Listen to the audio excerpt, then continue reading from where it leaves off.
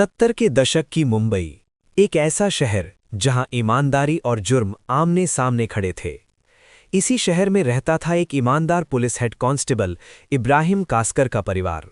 लेकिन उसका बेटा दाऊद बचपन से ही उस दुनिया की तरफ खिंच रहा था जहां ताकत, पैसा और डर का राज था। 1970 के दशक में मुंबई के अंडरवर्ल्ड पर हाजी मस्तान, करीम लाला और यूसुफ पटेल जैसे नामों का दबदबा था, और दाऊद ने भी उसी अंधेरी दुनिया में कदम रख दिया। शुरुआत में उसने करीम लाला के गैंग के लिए काम किया, स्मगलिंग, माल पहुंचाना, छोटे छोटे काम। लेकिन अंडरवर्ल्ड में भरोसा ज्यादा दिन नहीं टिकता। मतभेद बढ़े और एक दिन उसे सबके सामने पीटा गया, गैंग से निकाल दिया गया।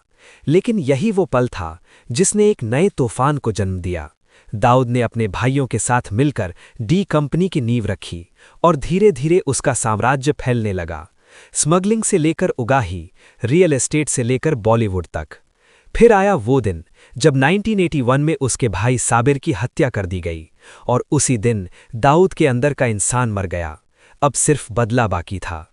1983 में उसे गुजरात में हथियारों के साथ गिरफ्तार किया गया, लेकिन उसी साल कोर्ट के अंदर अमीरजादा की हत्या करवा दी गई, और पूरे देश को एक संदेश मिल गया कि अब ये खेल और खतरनाक हो चुका है।